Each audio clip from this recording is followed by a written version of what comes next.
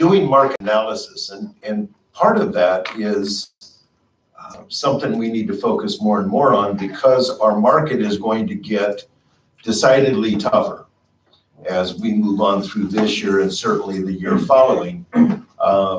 Part of it is that there are more homes on the market, and that we're seeing what I would call a bit of flattening in the market. Not that the market itself is flat, but we've been used to 3%, 4%, even 5% growth in our valuations.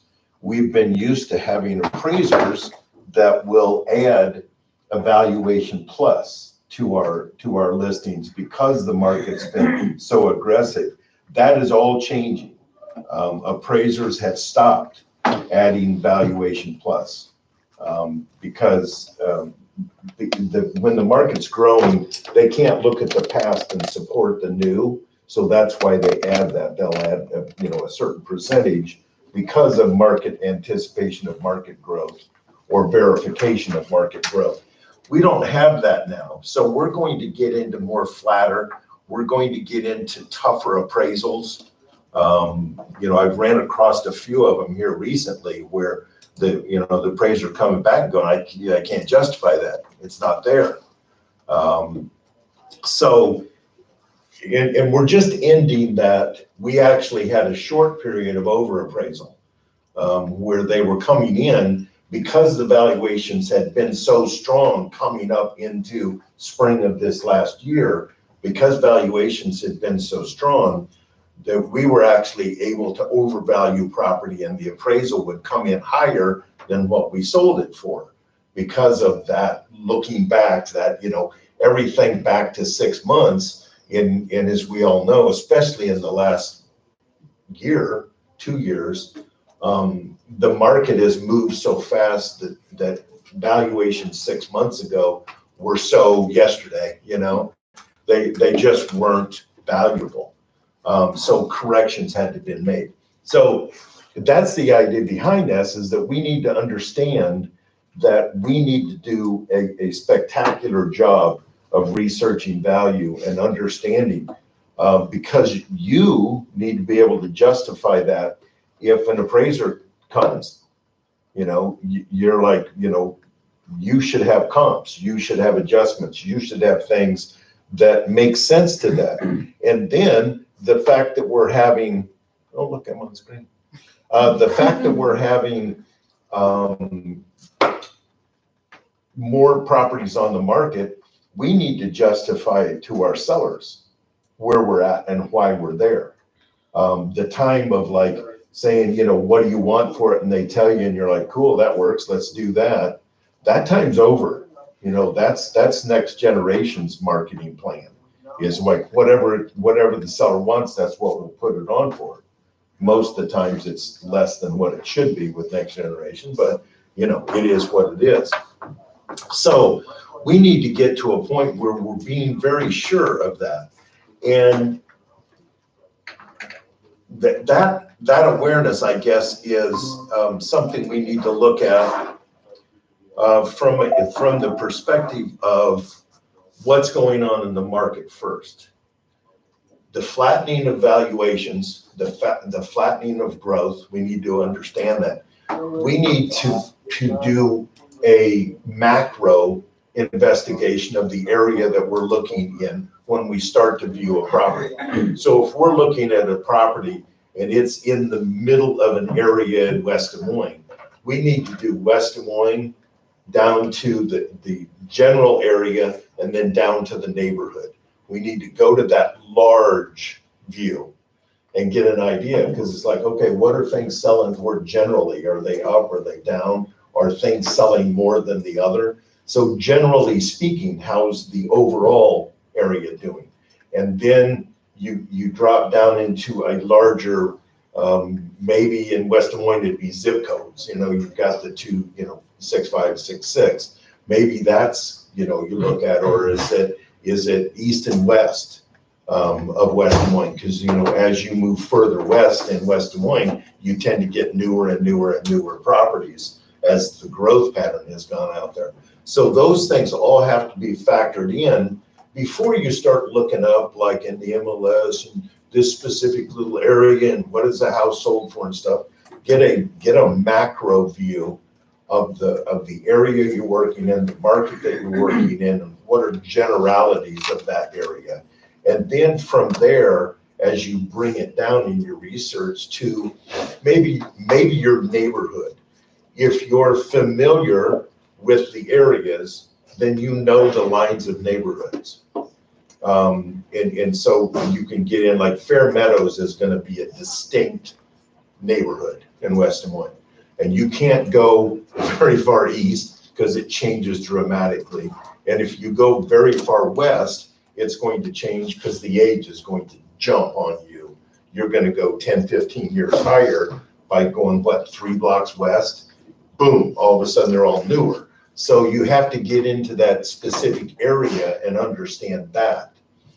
So generally speaking, that's where you start, is from a large perspective, bring it down, and then get an idea of what properties are selling for in that neighborhood.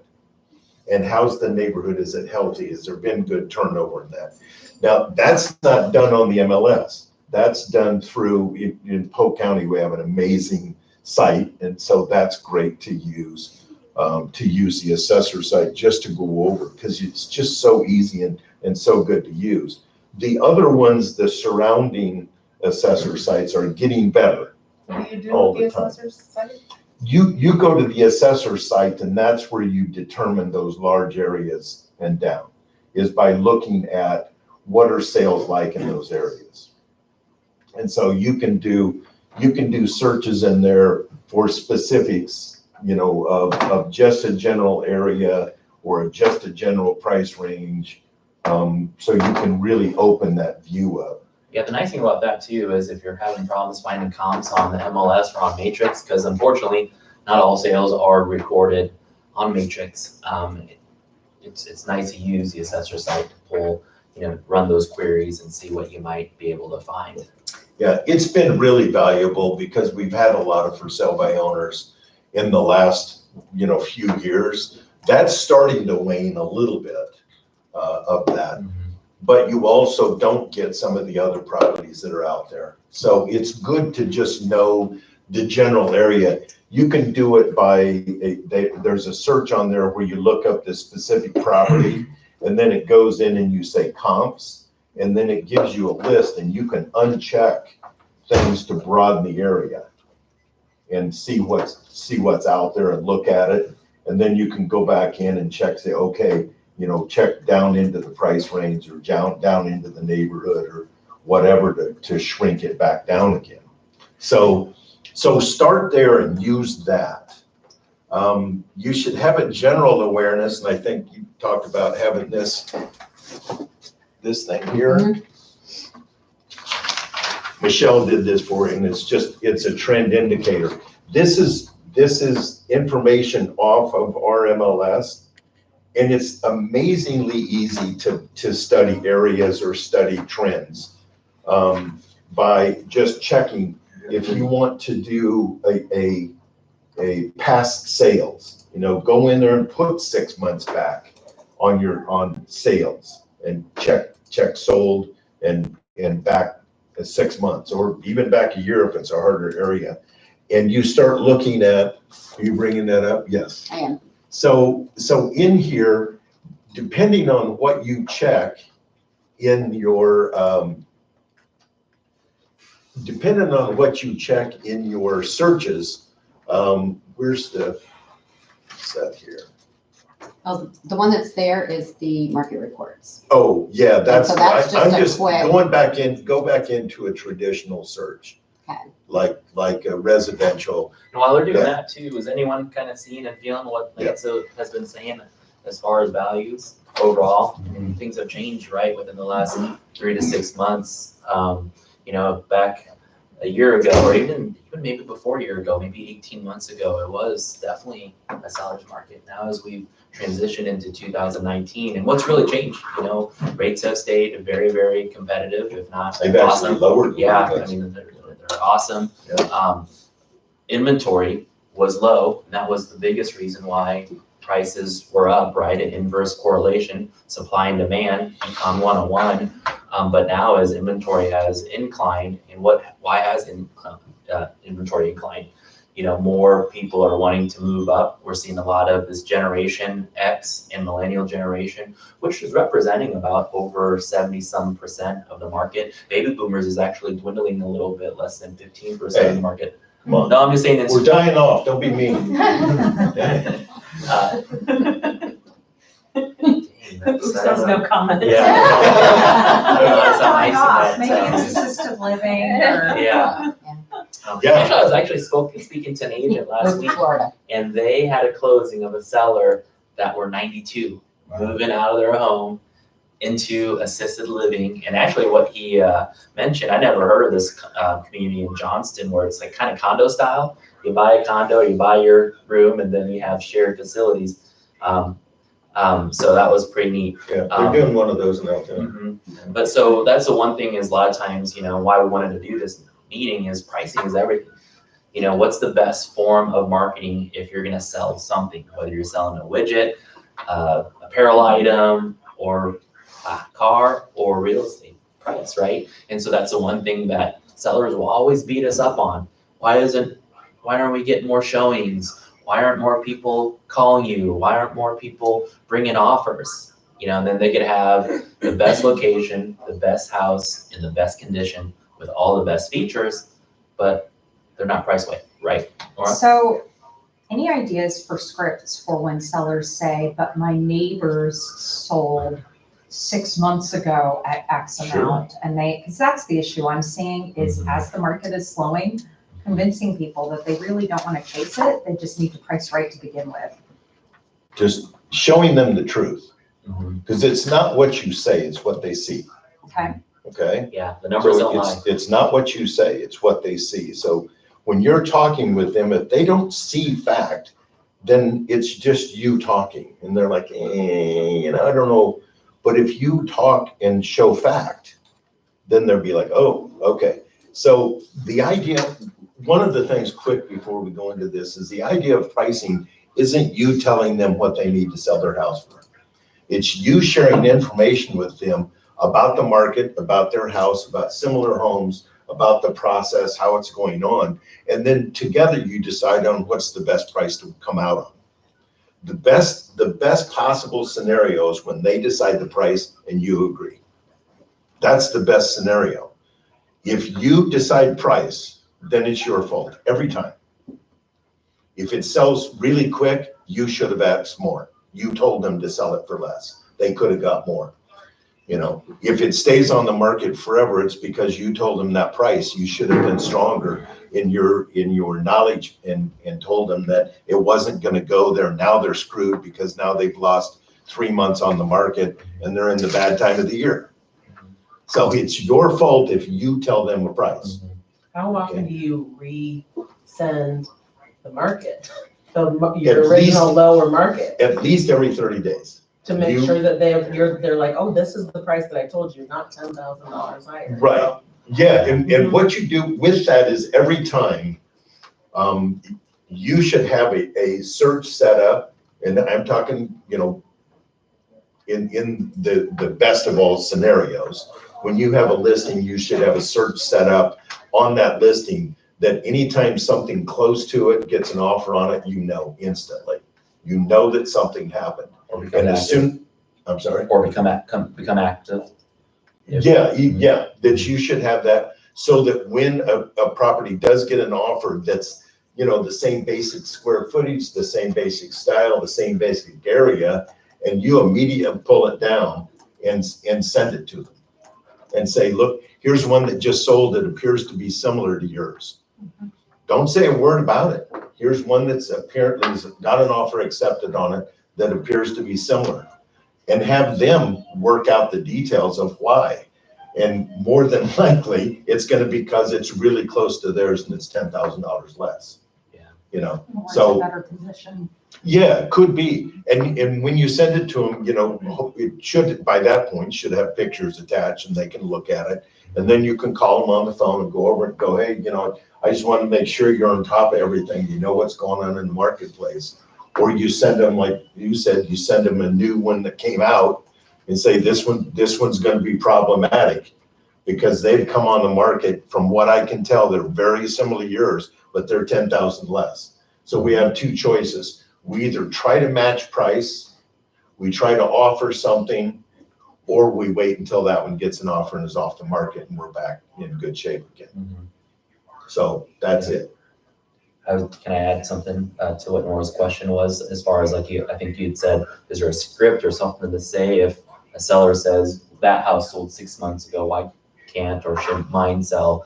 One of the things that I like to say is, Mr. and Mrs. Seller, definitely understand that home sold for that price. That was part of the comps that I brought for this, for the listing of your home. One thing I always tell my sellers is past performance is no indication of future results.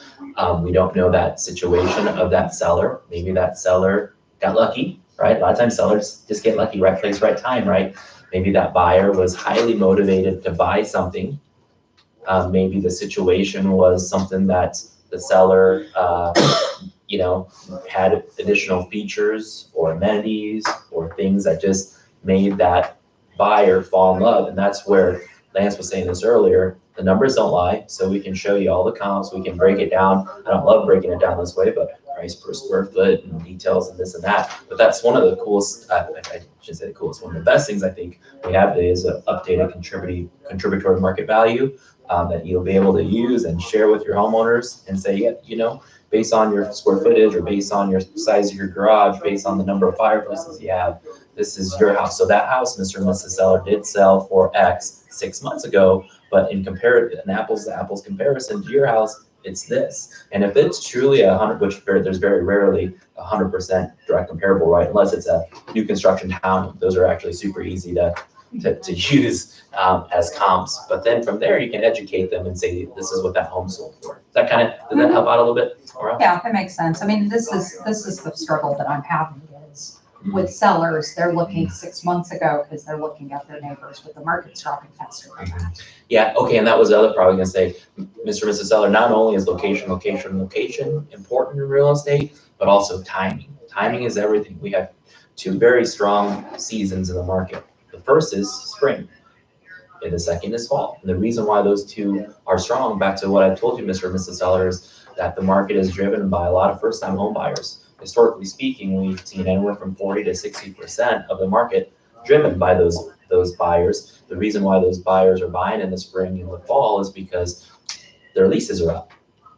They don't want to move during the middle of the summer. They don't want to move in the winter. So 6 months ago, Mr. and Mrs. Seller, this home sold in April at the peak time of the year. And here we are, Thanksgiving.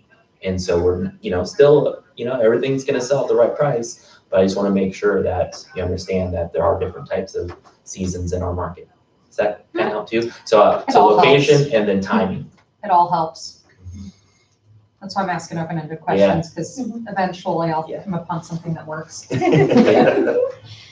Yeah, the other thing you can look into is when you're looking and they're wondering about something 6 months ago, then show them the market from 6 months ago. Because one of the indicators will be maybe 1,000 less listings available on the market at that point. Fair. So And that's where that makes a huge difference. Yeah. So getting back to this, one of the things you do is right now it's clicked active. And at the bottom, see the 3978? Okay. So right now there's 3978 actives. And then so if you unclick and you go to solds,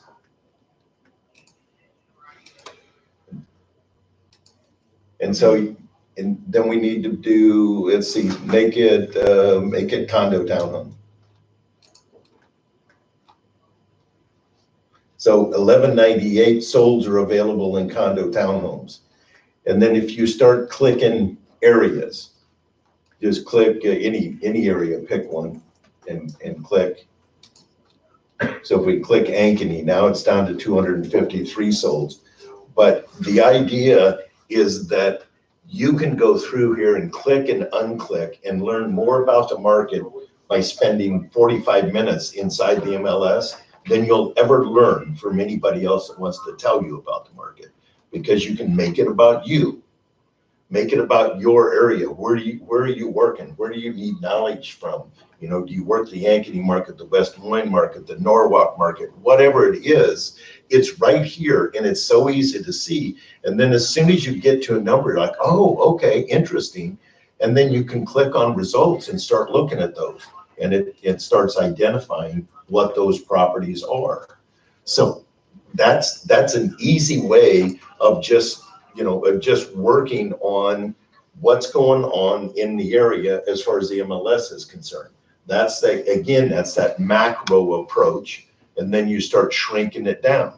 And you start understanding that, in my specific area in condo townhomes, there's 253, but that goes back quite a ways. So you can hit like 180 days, you can drop that down. What happened in the last 90 days? If you're market sensitive, what's closed in the last 60 days? Or if you want to get really up on the market, unclick sold and go to pending. And then do the condo townhome and Ankeny.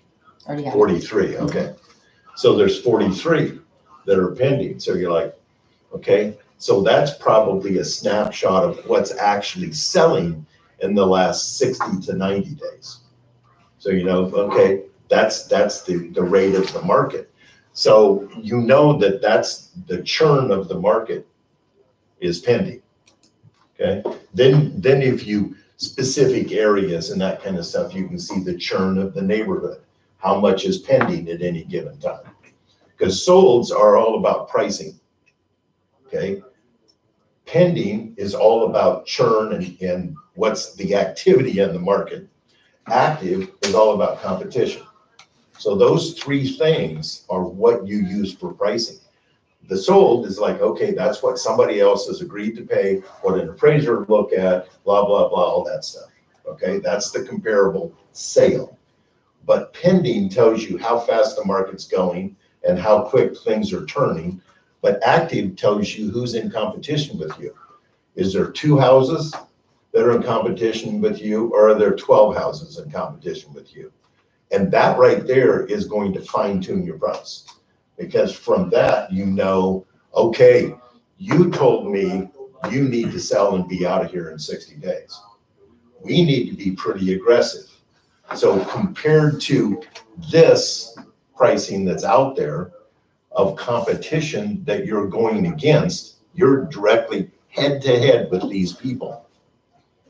How is your house going to stand out? Is it going to be price? Or do you have an amenity package that we can say, okay, same price, but we offer this, this, and this, and that does, maybe your basement's finished and the other one isn't. Maybe you got a fenced yard, maybe your yard backs up to a park. Whatever it is, then you can start comparing amenities and look at that so you have a better understanding. Then as that goes on, then you get into contributory values of like, well, that one's a 2-car and mine's a 3, or vice versa. Or, you've got another bedroom finished down, you have a bathroom. Does everyone understand about bathrooms? The second bathroom in any house is powerful. Okay, powerful. You got a second bathroom, man, that's big time. That's a lot of contributory value. The third, now we got to think about it. Is the third one where we have a master and a main floor bath, and the third one is lower level? That's staying up there pretty good, contributory value, because it's on a different level. Okay, if you start adding a third one and there's already one up, one down, and you're sticking the third one someplace else, is it adding a lot of value? Or the fourth one. I have a fourth one. It adds absolutely zero value. Who cares?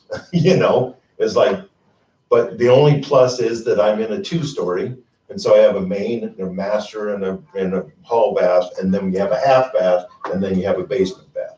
So there's some value, but it's not a lot. Yes. So if that if it's a 3-bedroom, 1 bath, and they put a non-conforming bathroom in A non-conforming the bathroom. basement, does that add value, or is that? I mean, I'm just that's. going- If it's in the basement, I'm talking about bathroom, they put a bathroom in the basement. yeah, it adds value, but if the bedrooms are all on one level and the bathroom is in the basement and not anywhere near a bedroom, then it's not gonna be as high. Okay. So you have to think about it. Does it add functionality? Does it add convenience? You know, the fact that you have another bath, sure, because you know, when Mother Nature calls, there's another spot to go instead of that pacing in the hallway, waiting for the door to unlock, you know? So certainly it adds some, but how much can be based on how much functionality and how much convenience is in that bathroom. And that goes with everything. It's like, you know, square footage. Square footage is a wonderful thing. But if square footage difference is a dining room, you know, how much does that add? If you're at 400,000, dining room square footage might be important. If you're at 150,000, dining room square footage is not going to be important. Bedroom, living room, kitchen square footage is important at that price range. You know, as dining room, really? You know, now it may be a thing where somebody's like, you know, they're like my age and they want a dining room area. That's it. They gotta have it because they have grandma's dining room table and chair set. Okay, fine. Saleability is there. Appraisal wise, not gonna have any value. So you have to think through each of those things as you are bringing value to things, as you're doing contributory, you know. It's like, you know, on the east side, if you go from a 1 to a 2-bed or 2-car garage, that's a big ass deal. Because we like our garages on the east side. And it's not just so we can park our cars in, because most of us don't. We park out in the driveway and we got stuff in the garage. You know? So How do you compare renovated kitchen versus a non-renovated kitchen? Because I go into RPR for some of those percentages. yeah, But for a $200,000 house in Beaverdale, kitchen with new cabinetry, new counters versus new appliances, backsplash versus your 50s kitchen. well, functionality is going to be one because it's probably added a dishwasher and the other one won't have one. And say it didn't have a dishwasher, say the other one had a dishwasher. Okay. So same functionality, Yes. but one of them looks better and has been done, Well, especially in yeah, HGTV. it looks better, it works better, you know, all that kind of stuff. So, you know, I don't know where, you know, what they're saying now is you can get up to 90% on a full kitchen renovation. But that again has to be factored in. It's like, what did it add? You know, if it added, you know, really nice cabinetry and countertops and, you know, it's an undermount sink with a cool faucet, sure. As opposed to painting the cabinets and. Yeah, you know, that kind of thing. So you have to look at that as a factor. And there's no like piece of paper that's gonna tell you that. It's gonna tell you that a new kitchen can be worth anywhere from 7,000 to 25,000. Sure. Find your spot. Yeah. You know. I was just gonna say too, there's a couple different ways to do valuation, right? We learned this in when we get our real estate license. What most of us do for listings is we do the market approach. What sometimes appraisers will do also is do a cost approach. With new construction, a lot of times we go cost approach. I know what market values are. I know what new construction ranches, 1.5, 2 stories are going for, but then also I know what our costs are. So when it comes to like that blend of the resale, but this home has an updated kitchen, you could ask, depending on what side you're on, if you're on the seller's side, you could say, Mr. and Mrs. Seller, what did you pay for this? And back to what Lance said, is it a 90% value of the dollar, or is it a 40%, or is it a 60%? The cool thing about if you go online, like Realtor and NAR, they have a lot of the what's my resale value worth, so you can, you know, because the same way that you would be a buyer, right? You go to a house, 2 Beaverdale bricks right next to each other, one's 245, one's 250, and you're like, why is that house 250? Oh, Mr. and Mrs. Buyer, it's because they added that half bathroom, which cost $4,000 because it upgraded that kitchen because, you know, it added an X amount of value. So those are the kind of common sense things that I always talk about with my buyers is cost versus value. But then another thing I was gonna mention too is sometimes you over improve the home, and then we call that the law of diminished returns, right? Yeah, you already have the 3,000 square foot, but Mr. and Mrs. Homeowner buyer, you guys wanna make it now 3,200? Well, that may not be worth that same $1.70 a square foot. That's, you know, diminished value. So those are a lot of things that it really is an art and a science as far as pricing goes when you're talking about that potential seller and or that buyer. Yeah, the one that came up the other day that we were looking on is, I think maybe it came up on First to Know, but it was about how much does a new roof add to a property value? Because they're supposed to have roofs that don't leak, right? I mean, that's kind of the idea behind a roof is that it doesn't let water in on you. So at what point does a new roof, where does valuation come that it's like, well, it's brand new. So, you know, when it cost me $9,000 to put it on, so I should get 9,000. No, that's not gonna happen, you know? You know, I guess one of the thoughts I had is went back to where we're talking about, I'll scoot over here because we can't see each other. The valuation, sometimes you have to think it's like, okay, if I bought a house really, really, really good, and the reason I bought it so good was because the roof was bad, the furnace needed to replace it, needed rewired, the kitchen sucked, floor coverings were old and beat up and that kind of stuff. And I went in and I did all that work on there. Probably I'm going to get most of the money I've invested into that property, I'm going to get back because I bought it that way. If you own a house and you've lived in it and the roof has gotten older and older and older and older and you haven't replaced it, you're not going to add a lot of value because you bought it with a good roof on it. Does that make sense? So you need, at some point you got to look at it that way. It's things that you talk about, like, you know, well, we put carpet in here 3 years ago. It's like, well, at least you got some time to enjoy having that wonderful carpet because it's not going to add value 3 years down the road. I know it's pristine. I know you vacuumed it every day, you know, you vacuumed your carpet and you cleaned your floors and you did all this kind of stuff. And nobody's ever wore a shoe on that carpet, but it's 3 years old. It's not going to have much value. Saleability, yes, sir. But then you go to a seller, and the seller says that, okay, the carpet is worn in spots after 3 years. Mm-hmm. Do you then approach the seller and say, would you offer an incentive to the buyers to let them pick their own carpet, or would you suggest that they replace the carpet? Saleability wise, people buy what they see. So it's really hard to say, well, we're willing to put in new carpet. You know, to some people it'd be like, that's exciting. You know, I can go get carpet out and stuff. At the very minimum, get the big carpet square sample and put it in, like at the front door or whatever, and put it in and say, this is the carpet that the sellers would be willing to put in. At least you see it, okay? But I know sometimes you know, there's a pet in the house, they're gonna replace the carpet. You damn sure don't wanna do that while there's still a pet in the house. You know, so get a nice big sample that they can take, move around and like see what the light looks like from the west side of the house and the east side of the house, and you know, so they can see how the coloration looks, and they can put it on the wood floor, the tile floor, linoleum, and they can walk on it going, oh, this is so squishy, you know, so those things, so they can sell themselves on it. Okay, that's a second way of being able to do it. But in most cases, if the carpet really sucks, replace it.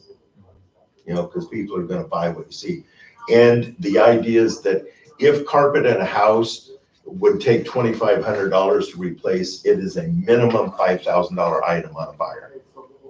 When they walk in, they're like, well, shit, that's $5,000 right there. We're going to spend on carpet, you know, and you know for a fact you had it bid. It's $2,500. you know? Problem I see is sellers that don't have the money to replace the carpet and meet their prices to do it. Yeah, sure. Mhm. Sure, and that's the square, that's the Right. sample, that kind of thing. To do that, say, I know, your money's tied up, and it's not gonna be available. And the buyers would really like that. It's like, we know that that piece of carpet, that style of carpet in this house costs this much money. And what you're willing to do is write a check out of closing to the supplier for that amount of money to replace the carpet. And by the way, as a buyer, you can change colors if you want to. If you want to go to a different color, more than happy to do that for you. Or if you want to upgrade from that point as a buyer, absolutely. This is what we're offering. So be detailed. This is the pad, this is the style of carpet, this is the supplier, so that those things are locked in. Okay. One of the things I like to say to sellers is, Mr. and Mrs. Seller, selling your house is one part of price war, right? We got to be competitive when it comes to price, especially in real estate. When a point or 2 or 3% matter, the buyers are very price sensitive, especially with the information that we all have, right? We love our assessed values and we love our Zillow estimates, right? So that's the one thing I always tell. But then also, when a seller will say, but I have a new roof, or I have a new HVAC system, or I did this and did that. Those are all great things, Mr. and Mrs. Seller, but those are also things, Lance said this earlier, what we call maintenance. And unfortunately, you're not going to get a dollar for dollar value on those things just because you added $5,000 towards a roof. That may not help you get that full return back. So those things are just things that you have to do as a homeowner as you've been living in this home. One conversation I have with our agents all the time when they're having these pricing issues with their sellers is real estate is a very, very peculiar commodity that appreciates in value. If you buy a car, you drive this car to and from work, what's it do, guys? Right when you drive it off the parking lot, Mr. and Mrs. Sellers, it depreciates. So you're gonna actually lose money on that commodity. Whereas a home, we hope, right? And the market doesn't always allow us to appreciate, but it has since 2008, 2009, it has appreciated. So Mr. and Mrs. Seller, I know you've lived in this home since 2004. You've raised your 3 kids in here. There's been some, I see wear and tear in the home. So for you to be able to even make the same amount that you bought it for, let alone more than that, I count your lucky stars. I think this is a great thing because that's the one thing one of our agents in our grand office trying to sell a beautiful, nice house and over by Des Moines Christian, but what they're wanting versus what they're buying for is astronomical. But they haven't done anything, and barely have they done kept up with the deferred maintenance or the maintenance of it. So that was a conversation that I suggested that he had with the sellers, and sure enough, they understood, they got it, did the price reduction, and everything was okay. One of the things talking to sellers about when you were talking about valuations and that kind of thing is you have the discussion of why is somebody going to buy your home? If there are issues and things that are going on inside of the home, the appeal may be that the buyers then can get it for a little bit less money and do their own thing. So you explore with them that aspect of if this is deferred maintenance, that kind of thing, you may be able to in fact sell it to them, but they're going to look at it that, okay, I'm going to buy it with these issues because then I can do it myself. Maybe I'm good at putting a roof on, or maybe, I know I got buddies and that kind of stuff. And you can do those kinds of things, but they're going to expect that the price will be lowered and that they will more than pay for and possibly gain on the work that they're doing, sweat equity type thing. So that's okay, but you have to have the discussion is why is somebody going to buy the house when the carpet's wore out, when the roof is, barely going to hang on for 5 years, when, the electrical service is a Federal Pacific and needs replaced, those types of things. You have to have the discussion with the seller prior to them becoming part of the discussion with the buyer. So they need to be aware of these are things that might come up. It's hard to get to some of those things. It's like odors in a home. That's a horrendous thing that you have to talk about with people, but it's realistic. You know, I know you love your little fluffy cat. So much so that it doesn't bother you that that cat is peeping every corner in the house.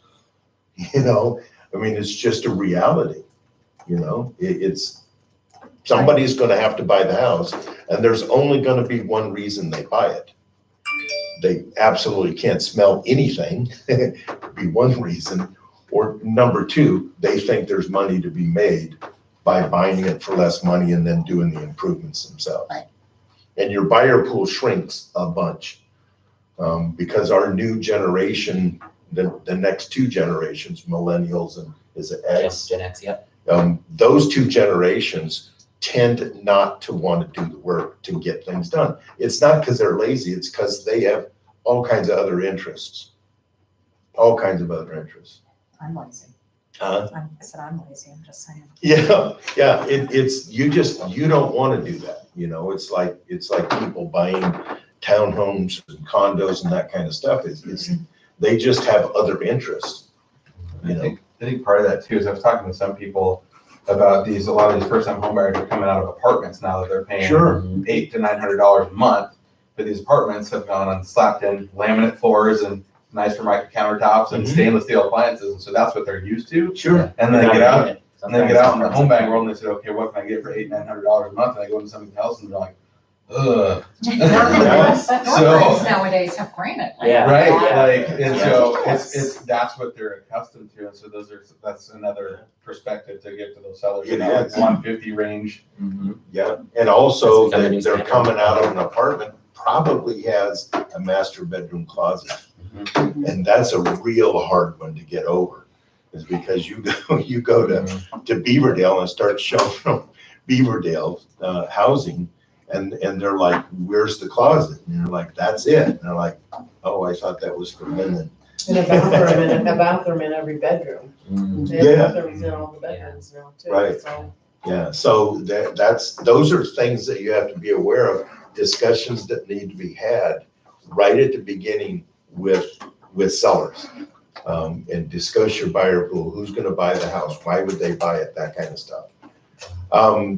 Is there other questions? I mean, people that, you know, things that you're wondering about as far as pricing, marketing? Yes, I ma'am? have lots of questions, There sorry. you go. 2-year-old house versus a new construction in the same area. What would you take off for the 2-year-old house? Is it tax abatement or no? No tax abatement. No tax abatement. Okay, that's helpful. Because then when you're looking tax abatement, you have to subtract the full tax abatement that they're losing. Just so you know, that's just a fact. That's the way it goes. The discussion of like pricing, like when you look at a new, what can I build this brand new for? Okay, versus this same house. It's just this one's new and this one's not. You have to look, it's like, what improvements have been made here? And with people like, well, they really haven't done anything. No, actually, they probably put window coverings on everything. They Washer, put dryer, shower curtains or landscaping. windows, they've got landscaping, they've got, so don't discount that house has been improved, and this house to live in will have to be. When you go in a new construction home, brand new, you're gonna spend 10 grand. It's just the way it is, because you've gotta have floor, or you've gotta have window coverage, and that's, you know, that's rods, and it's shower doors, or at least curtains, and it's all these things that come as part. I'm sorry? Refrigerator, yes, yeah, because they don't supply those a lot, the washer and dryer. So make sure you have an awareness of that, because if you're selling this house, you're going to sell it as better than new. Right. Why? Because it's done all that stuff already. You know, save your $10,000 up front of new construction because it's already here. Now I'm coming up a little bit, you know, because the aura of newness, you start to tarnish that a little bit when you say, I understand it's new.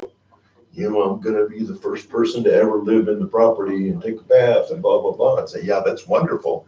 A little soap and water on the other one will make it just like that. The problem is you're gonna have to add 10 grand to the property to make it livable. So if you have one that's say 380, brand new, versus one that's, say the same floor plan, or very similar. Sure, sure. Right? Same area, Mhm. with added washer, dryer, refrigerator, window treatments, and basic landscaping. How would you price it against that 380? I would probably come up underneath of it within a few thousand. Like a 370, 375? Yeah, something like that. Okay. You know, I'd So come up not as far against as I it would to think. try to bounce against it, and then I would sell that process, and I would sell everything. Yeah. It's like, you know, the colors on the walls. If the colors match yours, holy crap, you don't even have to paint. Right. You know, where in the new one, you know, every room is the same damn color. And with some builders, every ceiling is the same color as the walls. So you have to factor all that in. It's like, does this actually live well for you? Will your furniture fit with the decor that's in there right now? So it's just a battle. It's like anything else in life is like, as long as you know your competition, you can deal with it.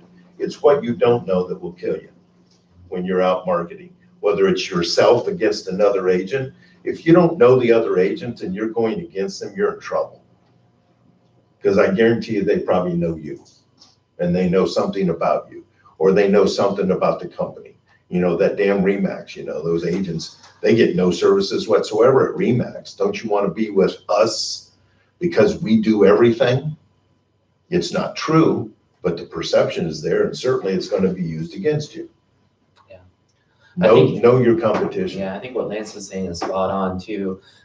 New versus 2 years old, I don't think there's much of an adjustment. I think if anything, within 2 to 3 years, as long as it comes back to condition. So as long as the condition, it still feels newer and it's in condition, in good condition, I think it's not I don't think it's something that you say, oh, it's brand new and that yours is a resale home. So would you make the same argument then, model home versus the 2-year-old home? The model Will model home, home be more expensive because it's already, well, yeah, one of the things about a model home is there are certain amenities that they put in and are writing off, so they're not gonna charge you for when they sell it. The builder probably not gonna charge you, they're gonna use those options as saleability instead of upgrades. So that's certainly a plus. But then you turn the thing around, it's like, I know they painted all the rooms, but are those colors all match your stuff? I mean, if they do, hell, that's wonderful, but doubtful. but being the model home doesn't necessarily mean it's worth more money than the home that was 2 years older. Yeah, I don't think so. No. I- It just all depends on the exact Yeah, features, because it a lot has of to times be when they do amenities. these model homes, they'll have everything upgraded. Right. And so definitely when it comes to apples, contributory values, you can say, you know, there's this nice glass shower door in the master shower, or they did the window treatments, or they did, you know, all these upgrades, heated floors, things like that. Again, are they gonna get a dollar for dollar return? Probably not, but it definitely is something that if I was representing the seller, I would try to get them a little bit more money. But then also if I'm representing a buyer, I would try to make sure I explain to that buyer, you know, you are getting these features in the home. So it's perceptual more than, Well, everything is. And Value we're, is- we're the ones that guide perception, you know, so our reality is perception. I mean, that's just the way it is. And it's how people think about us, how we think about people, how houses feel and look versus the reality of the house. You know, that's what we deal in. Our world is all perception. And so being able to speak to that, not control it, but at least address it so that you're perceptually emitting the best type of words that you possibly can about it, that because it changes. You know, what you say and how you act changes people's perceptions. And it has to do in housing and what you're looking at. And it's not selling, it's reinforcing. So when you go into a property and it has a specific thing, you know, the ideas don't go, oh my God, come and look at this thing, it's amazing. You know, you go, hey, have you guys seen this? It's very minor, but it's different because you're not saying you like it, you're asking them if they do. Okay, that's perception. That's controlling perception. Because when they walk in, they go, oh yeah, you know, the last house we saw had that too. Not important, okay? Don't make it a big deal because it's not important to them. If they come in, they go, oh my God, it's like, I know, right? Okay? Deal with your people Okay? Deal with your people. Don't try to sell them anything. Reinforce their desires, reinforce their reactions, and elicit reactions from them so that you can then reinforce those ones that are positive, that move you towards your goal, towards your end, you know? So, I don't know if that's helpful or not. I have Yeah. two questions. Actually, before we came in here, I had an appraiser call me asking for a copy of the purchase agreement. I'm representing the buyers and he's asking for a copy of the purchase agreement for a house that they're selling, which shouldn't, whoever the lender is, that, don't appraisers just automatically get the purchase agreement when they get signed? Sometimes, Oh, but not always. yes, Okay. not always, they don't always get it, Most they of the time, always, they always Most need it. seem- They always need it. If they get it, Yeah. then, I mean, it behooves you to go, absolutely. Yeah. I would have thought the lender or the listing agent, Well, he would've tried to gotten get that ahold of to our you, charter. but you know what? Oh, well, there, yeah, that answers the question right there. Yeah. So, yeah, so you, like, absolutely, I'll tell you what I'll do is when are you going over the house? I'll make sure that I'm there with the purchase agreement, and I've actually got some comps, and I'll just drop them off to you. He already went through, that's what was kind of surprising Oh, to me, he had? that he Okay. hasn't even, but anyway. Okay. My second question is, and I talked to you about this a few months ago when it happened, but I had a townhome listing in Urbandale, and the only other one that was sold like that, an end unit, walkout, same bedrooms, Kyle Clarkson had sold a year before that, so spring of 2018, he sold one, otherwise there wasn't another one like that in that complex that Right. sold until I listed mine.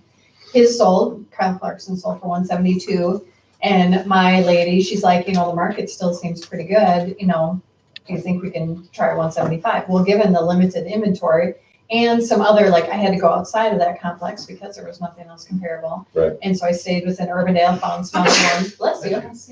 Very similar, again, walkouts, 2-bedroom, that sort of thing, that I thought were priced higher than they should have been, but I thought, this will be, slam dunk or whatever. Right. Well, ended up appraising for 173, but at some point, somebody has to be the first one that the appraisers go and justify the value to go up a couple thousands, given, prices of the market or whatever, so Right.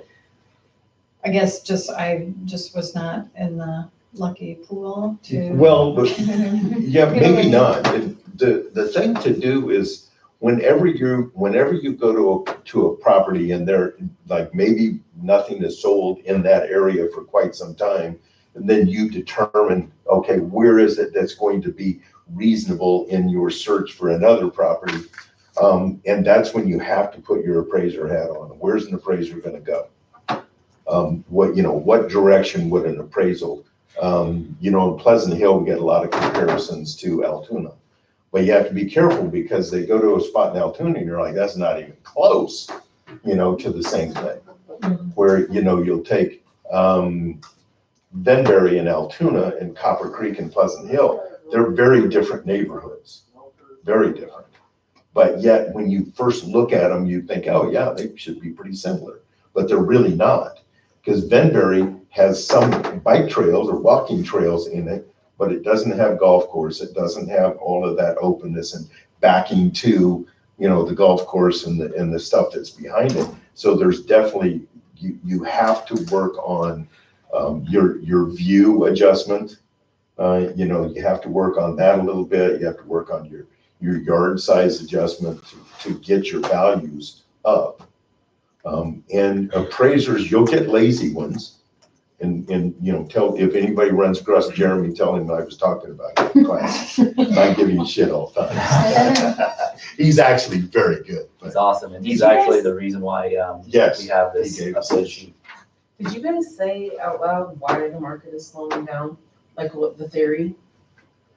The theory behind it is that we had a large group of people that held off and held off and held off and held off for a long, long time, years. And then they hit the market, depleted our supply, and the supply could not catch up. Part of that was people had not gotten the valuation rise to where they felt they could sell then and be okay, because we had valuations flatten or fall. From 2009 to 2011 or 12, everything was flat or lowered. So it took a number of years for those valuations to get back up again to where they felt like they could sell. We finally have hit that level. Oh, so now we're in plateau, Hmm? because we've reached that level. Yes, we're up now where there's less than 5% nationally that are quote underwater. You know, our valuations have come up and gone past the valuations from 2008 and 2009.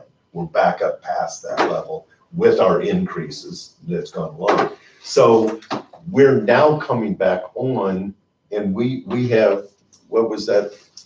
38, 3,900. 987. Yeah. 2 years ago, we were at 2,400. So of like pricing. okay, so before the 2008, 2009, when it started crashing, Mhm. there was a huge hike in Oh, yeah, prices. And monster. before that, where it was going up at a standard level, Mhm. has anybody figured out, are we at where it should have been going up? Like, if Yes. say hypothetically, it's That- 3% per Yeah, year, that's where, are we leveled that's out where to we're where at it would have been? that's where before? we're at now. And so you can see, if you take the chart, you know, the line evaluation chart, it like goes up like this, and then it went burp, Uh-huh. and then it went doop, Yeah. and now it's come back up. And when you set that ruler on that line evaluation increase, we are now back in line with it. So what are we going up now at a moderate rate? Like, Yeah, let's say what We're gonna be hypothetically, between 2 and 4%. and Iowa typically, we used to be, what, is it 3% that it Yeah. always was? Generally speaking, around 3. Okay. You know, with our ups and downs and our flats, and of course, we're so neighborhood specific, it's crazy. Right. You can't find a neighborhood that is not recovered in Des Moines right now. There's one neighborhood, and I believe it is the eastern area that is closest, east and southeast, that is close in. Those areas are still struggling to get back. Southeast, just because it got oversold, and it got oversold with tax abatement. And that's been a bane to their existence. It was the reason they grew, and now it's the reason they're struggling. Because there's no more tax base. Well, no, it's because they went out of tax abatement. Right, right. You know, and tax abatement always okay as new construction kept going up and up and up and up and up. So by the time you were in it for 5 years, the difference in purchase price was sizable. Now, construction, you know, builders are pushing to try to get pricing down. So we don't have that same, you know, justified 10% increase of new construction. We don't have that anymore because they're all dying to shove it down and get it lower because the market is dictating it has to be lower. Has new construction slowed down this year? Upper levels of new construction has slowed, yes, yeah, absolutely. Seem to see more builders getting into the lower priced. Well, you know, personally, I've Journey been and- telling builders for 2 years to do that. And the ones that did have exploded. You know, Molten got into the lower price range and exploded. Yeah, and Greenland Yep. got into a lower price set of homes, and they're like, well, they're not really worth it. It's like, really? Oh, you know, worth it what? I mean, I heard that about Regency for years. It's like, well, yeah, but they build a shitty house. And I'm like, yeah, and they build a whole lot of them because people buy them. You know, so quit being a critic and start being a salesperson. You know, the thing, you know, you're a real estate agent when you walk into a house and you find reasons to sell it. You're not a realtor, you're not a full-blown agent if you walk into a house and you start finding reasons not to. That's the difference. How you feel when you walk into a house tell you, are you truly an agent? If you're truly an agent, every house you walk in, you find a reason somebody buy it. Instead of being a buyer, which goes in and finds reasons why people won't buy it. Think about that. I do both, No, depending on the house. you do as an agent, yeah, Yeah. you'll go in, because if you're going in to talk to the seller, you need to address those Yeah. things, so I understand that. But you see why somebody would buy it. At least see the potential. If you always see the potential, the reasons, the things like that, you're an agent. I saw potential in my listing, it never sold. Hey, you know, I had to put it on the market, have it rented out. I'm sitting here talking, my house has been on the market for 2 months and hasn't sold yet. And I'm moving today into our new place. So How it's many like, showings have you I had? think, you know, one thing, Sounds like we got some motivated sellers. yes, we are motivated sellers. Right. Yeah. 150. No, you know, I think, and this is just really, guys, just the tip of the iceberg. I mean, we could have more and more. We could have a full master's class on pricing and market analysis and market trends. The key thing is just to be a student of this profession. It's one of those things, you know, we have to be this, you know, lead generation, we have to be marketing, but as far as pricing goes, pricing is critical. I mean, the best agents in our market know how to price their listings spot on. One thing too, I know we're running over time, but I loved asking my questions, my sellers questions, like, you know, we've got three strategies for pricing. We can try to push that envelope. I can't remember who said that. Push the envelope, try to set a new record, right? And there's some pros and cons about that. Or we could be right, fair market value, and you know, the market will respond accordingly to fair pricing, right? But then the third thing we can do too, Mr. and Mrs. Seller, we can price this house to sell fast. And by pricing it to sell fast, that might be we're under the market by a point, 2 points, or 3 points. There's some pros and cons of doing that too, and then I go into all the different pros and cons. You know, right? The reason a lot of sellers will price under market 1 to 3% is because they want to create a lot of demand. They want to get a multiple offer situation, and there are lots of situations where you see those great houses, right? They, instead of selling at a 97, 98, 99% list to sale ratio, they're out at 101, 102, 103. They got more than lists. And so just having those types of conversations, and exactly what Lance said, let them decide. Sometimes, you know, they come to us and they say, yeah, we need to sell for 350. And our market came in at 330 or 3, you know, whatever. And we can say, Mr. and Mrs. Stone, I think I can definitely get you that, but it's all about time. And so if you want to wait, my parents, and I always bring up my parents' house. My parents, they bought their house in 1984 for $37,000. Now they can sell it for $150 in 2019. So if money is more important than time, let's price it high and wait. And then maybe it's that 1 to 2 to 3% appreciation, and in 2023 we'll get that price. Yeah, sign my 18-month listing. Yes. Or, you know, let's be realistic based off of my comps. And I always love to say numbers don't lie, unfortunately, but I am the best when it comes to pricing your house accordingly. We're gonna look at all the contributory values. We're gonna sell on value. We're gonna sell these things, even though I said earlier there's a diminished return on these improvements. It's still what your competitors don't have. I've been through all these houses. I researched, I called the listing agent, I looked at the seller's disclosure. You have this, this, and this, and this. And the reason why I love doing that, because when we did get these offers and someone says, well, I compared it to these 3 houses, I could call BS. I'm like, you know what, that's BS. That house didn't have this, it didn't have that, it didn't have geothermal, it didn't have the humidifier. And so the more you know about the product that you're selling, that you're getting, you know, 6% or 3% if you're co-opting right up, I mean, the better off you're gonna be to strategically sell something. Another line I love to use too is, I would tell my sellers, you know, Mr. and Mrs. Seller, the best time to sell a loaf of bread is when it's fresh out of the oven, it's nice and hot, and it's gonna sell for its highest dollar. A day later, 2 days later, guess what? They're giving that loaf of bread for free. And so that's the key thing, is we gotta price this right from the beginning when we're branding on the market. And if we don't get 10 showings in the first, you know, 20 days, then it's price. You know, I'm gonna do these, you know, 18 things or these 90 things from a marketing agreement standpoint. But at the end of the day, like I said earlier, Mr. and Mrs. Seller, price is the biggest marketing tool. So we gotta price right. Any quick questions? You all have my phone number if you want to. One quick fact that I'll give you, because I did spend literally 2 weeks on the road going to classes and stuff. One thing that we did find is through a large statistical study, there's one group of people out there, one age group of people out there that are more likely to use a full service real estate agent than any. Anybody guess which one that is? Millennials. Exactly. Millennials. Millennials want to use a full service agent. Don't let anybody tell you different. They just want to use this differently. They don't want us to supply them with houses. They want us to show them how the process goes. They want to have knowledge infused into them. You send them a link and say, look at houses here. If you see any you like, let me know. They're happy with that. You don't have to be the person. The idea is it used to be buyer, agent, house.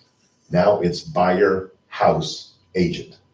Okay? Let them look at houses, let them see it, let them do their process, but you be the invaluable person at the end that gives the information, has them understand the journey.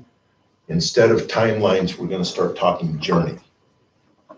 Because journey has detours and roadblocks and those kinds of things in it. Timelines don't. Timelines say it's gonna be this, and then it's gonna be this, and it's gonna be this. Start changing your words and start talking about the journey that you're going on together and how you're going to help them get around the roadblocks and the detours and the road construction and all that stuff, because that's part of a normal journey. They will understand. Okay? Thanks. Thanks, everybody. Dig in. Okay, now I get